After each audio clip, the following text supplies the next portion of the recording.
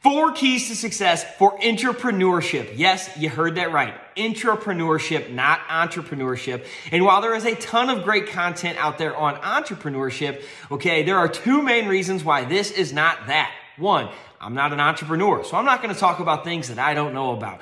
Part 2, okay, for intrapreneurship, yes, a lot of these skills and mindsets and things of an entrepreneur are going to apply here, which we will get to those in a later video. But for now, starting with the basics and 4 keys to success for intrapreneurship that I think a lot of people mess up, okay? These things have helped me go from low man on the totem pole, entry-level position, minimum wage, to earning over 6 figures, executive team, and building the life and the career that I want inside of a team and an organization, hence the part of intrapreneurship, okay? Now, let's dive straight into this. The very first thing that we have to understand is that you have to build trust as a teammate or team member inside of the organization, okay? While you might have accomplished great things in your past or outside of the organization, just like you have to build a relationship with your girlfriend or boyfriend or whomever, your friends, you have to build a relationship with your leadership, with your team, with the people around you, because they don't know anything about you other than what you put on your resume, which some people lie and you shouldn't do that,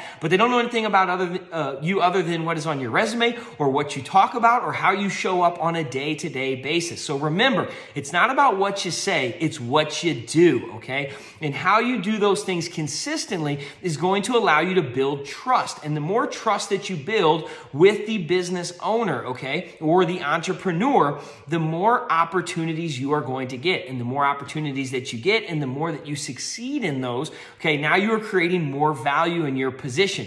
But you're not just going to get opportunities just because you signed up or just because you got hired. Remember, you have to build trust. You have to build those relationships, but they have to trust you. And that is going to come through taking great action consistently over a long period of time. Again, not what you say. Now, the second part of that is think about yourself as a resource and an investment, okay? An entrepreneur or the business owner could spend that money, your salary, on a lot of different things. They could hire somebody else. They could automate things. They could utilize it for a different opportunity. But they chose to utilize that resource, money, to pay for you to be a part of the team. Now, when you think about that, okay, how can you be a great return on investment? Think about your own investments that maybe you take or maybe that you do, right? When you have an investment that is going well, you pour a little bit more into it, right? You like that investment a little bit more, don't you, right? You think more highly of that investment, okay? Now, think about that as you being a resource and an investment of the company, okay? If you can create enough value through building trust and responsibilities and how you take on your actions every single day and are a great return on investment, okay? Well, what do you think they're going to think about you, whether that's your leadership or the entrepreneur that you work for? Remember, you are a part of the team, okay? Being an intrapreneur, you signed up for this. You understand that you are here to derive value inside of the team, and you want to be the best resource and return on investment that you can be, all right? Now, thinking about it with the third thing, make your leader's life easier. There's 2 big misconceptions with this, okay? 1, it's not about doing your leader's work, right? And just trying to make their job easier. Second part of that is it's not just what you do, it's maybe what you don't do, okay? And think about that as well when it goes back to building trust or being a return on your investment. Okay, your leaders and your entrepreneur that you work for have a lot on their plate, okay? They have a lot of decisions that they have to make. You are, again, supposed to be a good return on investment, okay, and not cause problems. So if you want to be an entrepreneur and start advancing your career, think about the things that you shouldn't do, right? Like, why would you show up late? Why would you argue about the dress or the office apparel or whatever the case may be?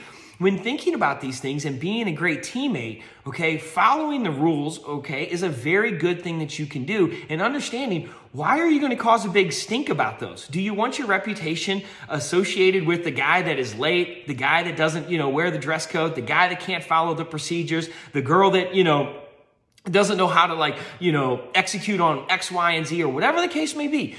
You are here to, again, provide value, okay, and increase your value inside of the organization. Yes, part of that is taking initiative. Yes, part of that will be improving the systems.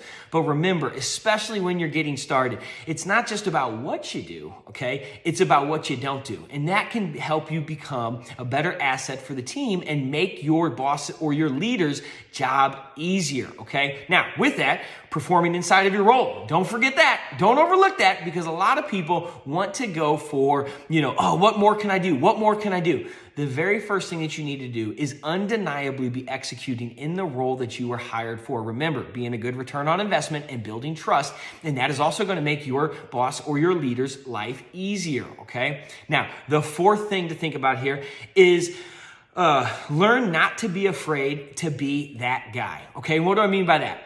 We have been conditioned through school and through growing up to not stand out based off of effort and results. Think about this, okay? Whether that's the person that went super hard in PE class and people would be like, dude, why are you running so fast? Now we all look like idiots, right? Or we look lazy. Or maybe the person that was asking questions in class and you're like, dang it, why is this person always asking questions, okay? Or maybe you're in a group project and you had friends or people tell you like, oh man, like let's just kind of all just, kind of take it easy here and we'll get it done. And you scratch my back and I'll scratch your back and all these different things, okay? If you are afraid of your peers' judgment based off of, recognition from your leaders and or that entrepreneur, you are never going to be successful inside of a company and or inside of a business, okay? You're never going to separate yourself to really be an entrepreneur in building your career, okay? You have to literally separate yourself from everybody else. Now, again, this goes back to make your leader's life easier. This does not mean separate yourself by doing a whole bunch of dumb shit, okay? Where you're like, oh, I'm just going to go against, the culture, or I'm just going to go against the narrative, or I'm just going to go against this so I can separate myself. Or,